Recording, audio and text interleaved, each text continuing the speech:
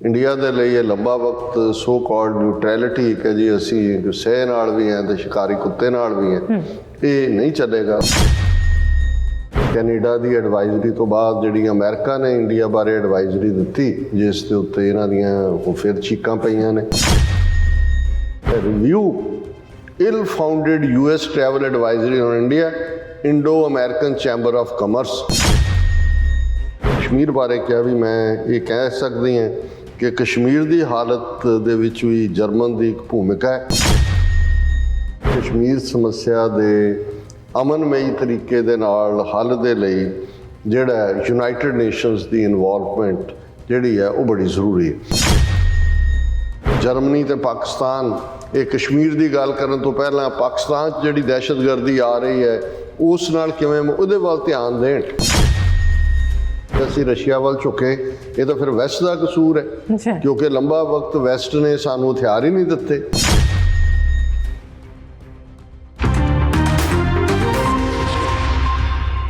Viewers welcome back ਨਾ programme. ਸੋ viewers ਗੱਲਬਾਤ ਕਰਨ ਜਾ ਰਹੇ ਹਾਂ ਕਿ ਵਿਊਅਰਸ ਇਉਂ ਲੱਗਦਾ ਹੈ ਕਿ ਅਮਰੀਕਾ, ਜਰਮਨੀ ਅਤੇ ਯੂਕੇ ਵੱਲੋਂ ਯੂਕਰੇਨ ਦੇ ਮੁੱਦੇ ਤੇ ਭਾਰਤ ਦੀ ਚੰਗੀ ਤਰ੍ਹਾਂ ਬਾਂਹ ਮਰੋੜੀ ਜਾ ਰਹੀ ਹੈ, ਕਿਉਂਕਿ ਭਾਰਤ ਦੀਆਂ ਚੀਕਾਂ ਪੈਂਦੀਆਂ ਦੂਰ ਦੂਰ ਤੱਕ ਸੁਣੀਆਂ ਜਾ ਰਹੀਆਂ ਨੇ। ਸੋ ਇਸ ਬਾਰੇ ਆਪਾਂ ਗੱਲਬਾਤ ਕਰਨ ਜਾ ਰਹੇ ਹਾਂ। ਸੋ ਅਸੀਂ ਚਾਹਾਂਗੇ ਕਿ ਤੁਸੀਂ ਇਸੇ ਤਰ੍ਹਾਂ ਬਣੇ ਰਹਿਣਾ, ਦੇਖਣ ਸੁਣਨ ਲਈ ਐਂਡ ਲਿਖਣ ਲਈ ਤੁਹਾਡਾ ਸਭ ਦਾ ਬਹੁਤ ਧੰਨਵਾਦ ਜੀ। ਡਾਕਟਰ ਸਾਹਿਬ ਕੀ ਵਿਚਾਰਾਂ ਨੇ?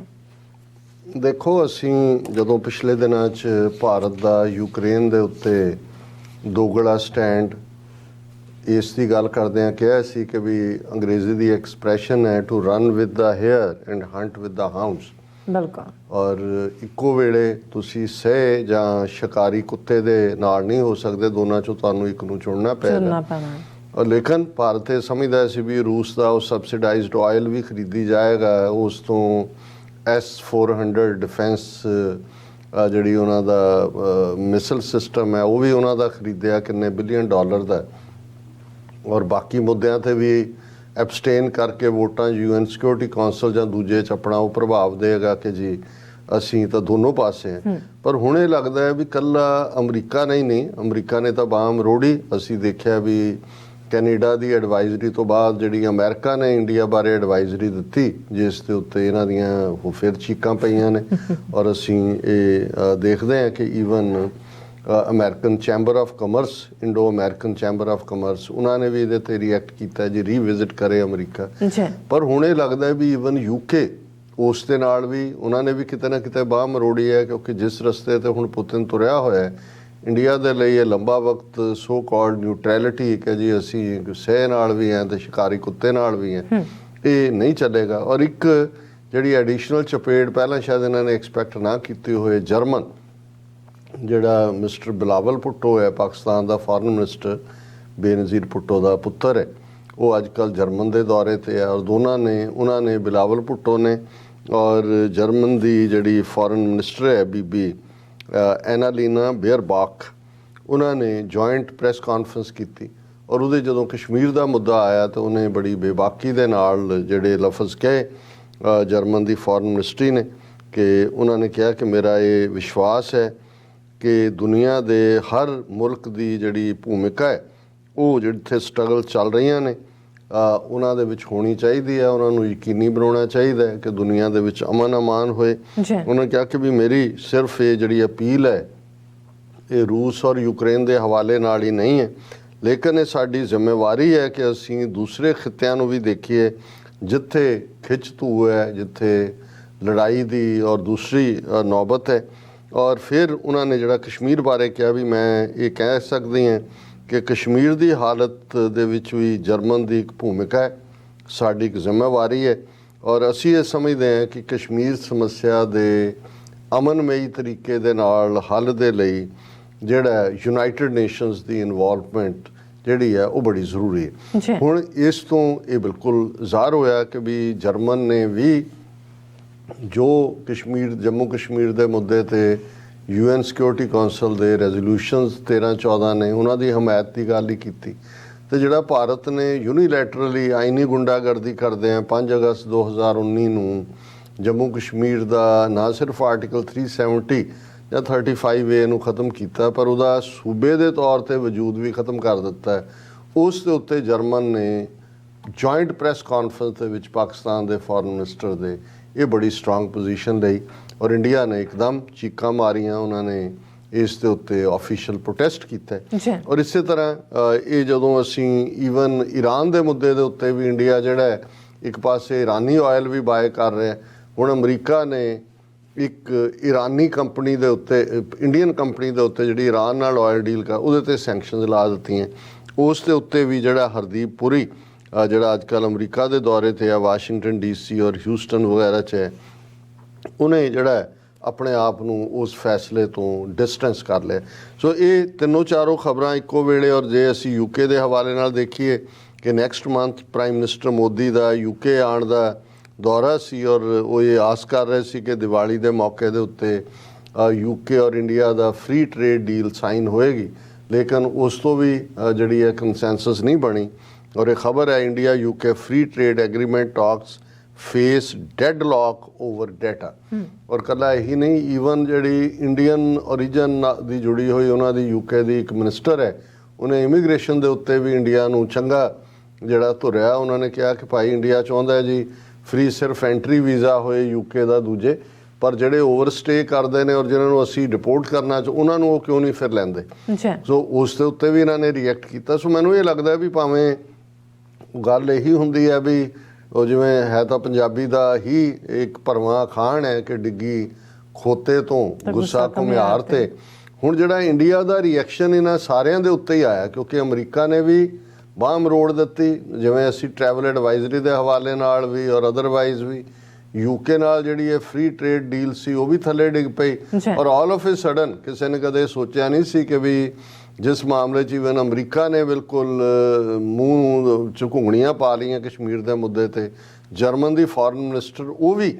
ਪਾਕਿਸਤਾਨ ਦੇ ਫੋਰਨ ਮਿਨਿਸਟਰ ਦੇ ਨਾਲ ਜੁਆਇੰਟ ਪ੍ਰੈਸ ਕਾਨਫਰੰਸ। ਇਹਨੂੰ ਤੁਸੀਂ ਪਾਕਿਸਤਾਨ ਦੀ ਫੋਰਨ ਮਿਨਿਸਟਰੀ ਜਾਂ ਖਾਸ ਤੌਰ 'ਤੇ ਜਿਹੜੇ ਪਾਕਿਸਤਾਨ ਦੇ ਐਂਬੈਸਡਰ ਨੇ ਜਰਮਨ 'ਚ ਉਹਨਾਂ ਦੀ ਕਾਮਯਾਬੀ ਕਹਿ ਸਕਦੇ ਹੋ, ਕਿਉਂਕਿ ਓਵਰਨਾਈਟ ਤਾਂ ਨਹੀਂ ਹੋਇਆ ਹੈ। ਜ਼ਾਹਰ ਹੈ ਜਿਹੜੇ ਐਂਬੈਸਡਰ ਉੱਥੇ ਬੇਸਡ ਨੇ ਉਹਨਾਂ ਨੇ ਪ੍ਰੋਪਰ ਬਰੀਫਿੰਗ ਕਰਦੇ ਰਹੇ ਹੋਣਗੇ ਔਰ ਜਦੋਂ ਦੌਰਾ ਮੈਚਿਓਰ ਹੋਇਆ ਪਾਕਿਸਤਾਨ ਦੇ ਫੋਰਨ ਮਿਨਿਸਟਰ ਦਾ, ਉਹਨੇ ਜਿਹੜੀ ਇਹ ਸੱਚੀ ਗੱਲ ਕਹੀ। ਹੁਣ ਮੈਂ ਇਹ ਤਿੰਨੋਂ ਚਾਰੋਂ ਖਬਰਾਂ, ਕਿਉਂਕਿ ਅਸੀਂ ਕੋਲੋਂ ਦਾ ਇੱਕ ਨੇ ਕਿਸੇ ਨੇ ਲਿਖਿਆ ਸੀ ਕਿ ਡਾਕਟਰ ਸਾਹਿਬ ਤੁਸੀਂ ਕਿਹੜੀ ਕੋਠੜੀ 'ਚੋਂ ਖਬਰਾਂ ਕੱਢਦੇ ਹੋ, ਦੁਨੀਆ ਦੀ ਹੋਰ ਕਿਸੇ ਅਖਬਾਰ 'ਚ ਹੁੰਦੀਆਂ ਹੀ ਨਹੀਂ। ਮੈਂ ਕਿਹਾ ਨਹੀਂ, ਤੁਹਾਡੀਆਂ ਅੱਖਾਂ 'ਚ ਜਿਹੜੀ ਹੈ ਉਹ ਰੇਤ ਪਈ ਹੋਈ ਹੈ, ਤੁਸੀਂ ਦੇਖਣਾ ਨਹੀਂ ਚਾਹੁੰਦੇ। ਅਦਰਵਾਈਜ਼ ਜੇ ਤੁਸੀਂ, ਮੈਂ ਕਿਹਾ ਵੀ ਇਹ ਠੀਕ ਹੈ, ਗੁਰੂ ਨੇ ਸਾਨੂੰ ਨੋਜ਼ ਫॉर ਨਿਊਜ਼ ਦਿੱਤਾ ਹੈ ਔਰ ਸਾਨੂੰ ਹੋਰ ਕੁਝ ਨਜ਼ਰ ਆਏ ਨਾ ਆਏ, ਇੰਡੀਆ ਨੂੰ ਕਿੱਥੇ ਜੁੱਤੀਆਂ ਪੈ ਰਹੀਆਂ ਉਸ ਖਬਰ ਤੇ ਹੀ ਅੱਖ ਜਾਂਦੀ ਹੈ, ਭਾਵੇਂ ਹੋਰ ਕੋਈ ਇਗਨੋਰ ਵੀ ਹੋਏ। ਹੁਣ ਪਹਿਲਾਂ ਤਾਂ ਟਰੈਵਲ ਐਡਵਾਈਜ਼ਰੀ ਦੇ ਉੱਤੇ ਹਾਲਾਂਕਿ ਕਹਿਣ ਦੀ ਕੋਸ਼ਿਸ਼ ਕੀਤੀ ਇੰਡੀਅਨ ਮੀਡੀਆ ਨੇ, ਪਹਿਲਾਂ ਤਾਂ US ਟਰੈਵਲ ਐਡਵਾਈਜ਼ਰੀ ਦੀ ਖਬਰ ਨੂੰ ਹੀ ਗੋਲ ਕਰ ਦਿੱਤਾ। ਉਹਨਾਂ ਨੇ ਇਹ ਕਹਿਣ ਦਾ ਕਿ ਰੂਟੀਨ ਹੁੰਦੀ ਹੈ ਜੀ, ਸਾਲ 'ਚ 4 ਵਾਰ ਟਰੈਵਲ ਐਡਵਾਈਜ਼ਰੀ ਹੁੰਦੀ ਹੈ, 4 ਸਟੈਪ ਨੇ, 4 'ਚ ਦੇਖੋ ਨੰਬਰ 1 ਕਲੀਅਰੈਂਸ ਤਾਂ ਸਿਰਫ ਭੂਟਾਨ ਦੇ ਕੋਲ ਹੈ ਔਰ ਇੰਡੀਆ ਨੂੰ ਉਸੇ ਕੈਟਾਗਰੀ 'ਚ ਰੱਖਿਆ ਜਿਹਦੇ 'ਚ ਫਲਾਂ ਇਹ ਜਸਟੀਫਾਈ ਕਰਨ ਦੀ। ਪਰ ਅਲਟੀਮੇਟਲੀ ਇਹਦਾ ਇੰਪੈਕਟ ਕੀ ਹੁੰਦਾ ਹੈ ਜਦੋਂ ਟਾਈਮਿੰਗ ਕੀ ਹੈ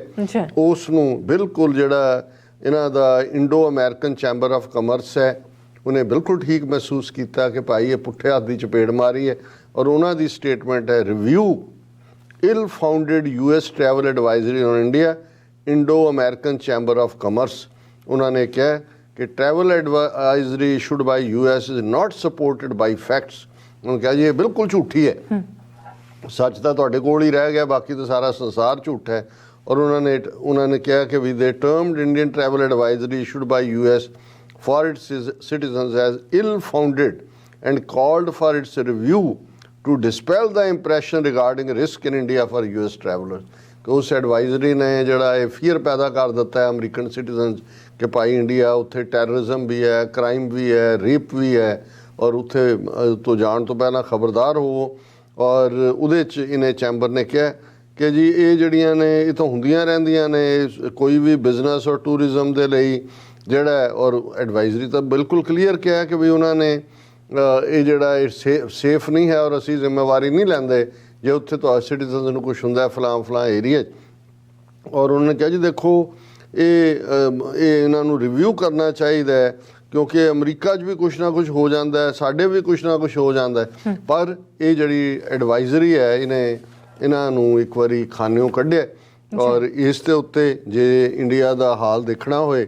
ਤੇ ਉੱਥੇ ਜੈ ਸ਼ੰਕਰ ਜਿਹੜਾ ਆਸਟ੍ਰੇਲੀਆ ਦੇ ਦੌਰੇ ਤੇ ਹੈ ਉਹਨੇ ਜਦੋਂ ਹੁਣ ਇਹ ਕਿਉਂਕਿ ਤਿੰਨੋਂ ਹੀ ਮੁਲਕਾਂ ਨੇ ਜਿਵੇਂ ਕੀਤਾ Russian imports West didn't supply weapons to India for decade Jai Shankar western countries saw military dictatorships in the region as its preferred partner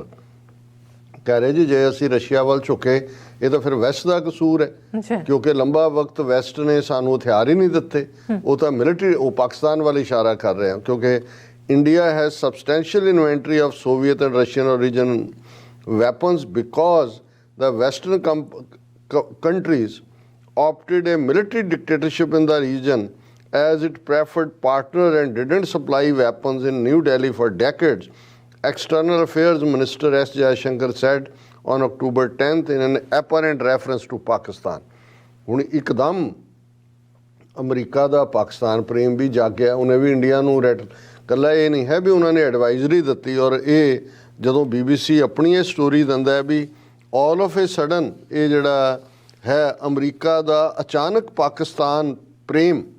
ਕਿਵੇਂ ਵੱਧ ਗਿਆ ਤੇ ਉਹ ਮੋਦੀ ਸਰਕਾਰ ਨੂੰ ਕੀ ਸੁਨੇਹਾ ਇਹ BBC ਦੀ ਸਟੋਰੀ ਦੀ ਹੈਡਲਾਈਨ ਹੈ ਔਰ ਰਜਨੀਸ਼ ਕੁਮਾਰ ਉਹਨਾਂ ਦਾ ਹੀ ਜਰਨਲਿਸਟ ਹੈ ਜਿਹਨੇ ਕੀਤਾ ਔਰ ਉਹਨੇ ਕਿਹਾ ਜੀ ਇਹ ਜਿਹੜਾ ਹਾਲ ਦੇ ਵਿੱਚ 4 ਘਟਨਾਵਾਂ ਭਾਰਤ ਦੇ ਲਈ ਵੱਡਾ ਝਟਕਾ ਹੈ ਪਹਿਲਾਂ ਉਹਨਾਂ ਨੇ ਕਿਹਾ ਕਿ ਅਮਰੀਕਾ ਨੇ ਪਾਕਿਸਤਾਨ ਨੂੰ F-16 ਦੇ $45 ਕਰੋੜ $450 ਮਿਲੀਅਨ ਦੇ ਹਥਿਆਰ ਪੈਕੇਜ ਦੇਣ ਦਾ ਐਲਾਨ ਕੀਤਾ ਫਿਰ ਪਾਕਿਸਤਾਨ ਦੇ ਵਿੱਚ ਅਮਰੀਕਾ ਦਾ ਐਂਬੈਸਡਰ ਜਿਹੜਾ ਉਹ ਆਜ਼ਾਦ ਕਸ਼ਮੀਰ ਦੇ ਟੂਰ ਤੇ ਵੀ ਗਿਆ ਔਰ ਉੱਥੇ ਜਾ ਕੇ ਉਹਨੇ ਆਪਣੇ ਟਵੀਟ 'ਚ ਉਹਨੂੰ ਆਜ਼ਾਦ ਕਸ਼ਮੀਰ ਵੀ ਕਹਿ ਦਾ ਮਤਲਬ ਹੈ ਕਿ ਕਸ਼ਮੀਰ ਦੇ ਇਸ਼ੂ ਨੂੰ ਫਿਰ ਉਹਨਾਂ ਨੇ ਰੇਕ ਕਰਤਾ ਫਿਰ ਉਹ ਥਰਡ ਕਹਿੰਦਾ ਕਿ ਜਰਮਨ ਦੀ ਵਿਦੇਸ਼ ਮੰਤਰੀ ਨੇ ਇਹ ਕਿਹਾ ਕਿ ਕਸ਼ਮੀਰ ਮਸਲੇ ਦੇ ਹੱਲ ਲਈ ਜਰਮਨ ਦੀ ਵੀ ਜ਼ਿੰਮੇਵਾਰੀ ਹੈ ਔਰ ਉਹਨਾਂ ਦੀ ਭੂਮਿਕਾ ਹੈ ਉਹ ਇਹ ਕਹਿਣਾ ਚਾਹੁੰਦੇ ਨੇ ਕਿ ਅਮਰੀਕਾ ਦਾ ਐਂਬੈਸਡਰ ਖੁਦ ਵੀ ਉੱਥੇ ਗਿਆ ਤੇ ਜਰਮਨ ਤੋਂ ਵੀ ਜੋ ਕਹਾਇਆ ਅਮਰੀਕਾ ਨੇ ਕਹਾਇਆ ਵੀ ਮਤ ਸਮਝੋ ਵੀ ਤੁਸੀਂ ਕਸ਼ਮੀਰ ਐਨੈਕਸ ਕਰ ਲਿਆ ਇਹ ਅਜੇ ਵੀ ਇੰਟਰਨੈਸ਼ਨਲ ਇਸ਼ੂ ਹੈ ਔਰ ਜਰਮਨ ਕਹਿ ਰਿਹਾ ਵੀ ਸਾਡੀ ਇਹਦੇ 'ਚ ਜਿਹੜਾ ਰੋਲ ਹੈ ਵੀ ਹੈਵ ਟੂ ਪਲੇ ਫਿਰ ਕਿ G7 ਨੇ ਰੂਸ ਦੇ ਤੇਲ ਤੇ ਪ੍ਰਾਈਸ ਕੈਪ ਲਗਾਉਣ ਦਾ ਫੈਸਲਾ ਕੀਤਾ ਹੁਣ ਜੇ ਪ੍ਰਾਈਸ ਕੈਪ ਲੱਗਦਾ G7 ਚੋਂ ਇੰਡੀਆ ਕਿਵੇਂ ਫਲਾਊਟ ਕਰੇਗਾ ਉਹ ਸਾਰੇ ਨੂੰ ਸੋ ਇਹ ਪੂਰੀ ਦੀ ਪੂਰੀ ਸਟੋਰੀ 6-7 ਸਫੇ ਦੀ BBC ਦੀ ਕਿ ਭਾਈ ਕਿਵੇਂ ਜਿਹੜਾ ਅਚਾਨਕ ਜਿਹੜਾ ਪਾਕਿਸਤਾਨ ਪ੍ਰੇਮ ਅਮਰੀਕਾ ਦਾ ਹੈ ਉਹ ਭਾਰਤ ਨੂੰ ਕੀ ਮੈਸੇਜ ਦਿੱਤਾ ਜਾ ਰਿਹਾ ਔਰ ਇਹ ਫਿਰ ਇੱਕ ਸਟੋਰੀ BBC ਨੇ ਕੀਤੀ ਕਿ ਜਰਮਨ ਦੀ ਵਿਦੇਸ਼ ਮੰਤਰੀ ਨੇ ਕਸ਼ਮੀਰ ਤੇ ਐਸਾ ਕੀ ਕਿਹਾ ਕਿ ਭਾਰਤ ਪੂਰੀ ਤਰ੍ਹਾਂ ਭੜਕ ਪਿਆ ਔਰ ਭਾਰਤ ਨੇ ਜਿਹੜਾ ਇਸ ਦੇ ਉੱਤੇ ਰਿਐਕਸ਼ਨ ਕਰਦਿਆਂ ਕਿਹਾ ਕਿ ਜੀ ਉਹ ਜਿਹੜਾ ਜਰਮਨੀ ਤੇ ਪਾਕਿਸਤਾਨ ਇਹ ਕਸ਼ਮੀਰ ਦੀ ਗੱਲ ਕਰਨ ਤੋਂ ਪਹਿਲਾਂ ਪਾਕਿਸਤਾਨ 'ਚ ਜਿਹੜੀ ਦਹਿਸ਼ਤਗਰਦੀ ਆ ਰਹੀ ਹੈ ਉਸ ਨਾਲ ਕਿਵੇਂ ਉਹਦੇ ਵੱਲ ਧਿਆਨ ਦੇਣ ਔਰ ਇਕੱਲਾ ਇਹੀ ਨਹੀਂ ਜਿਵੇਂ ਅਸੀਂ ਹਰਦੀਪ ਪੁਰੀ ਦੇ ਹਵਾਲੇ ਨਾਲ ਕਿਹਾ ਕਿ ਇਹ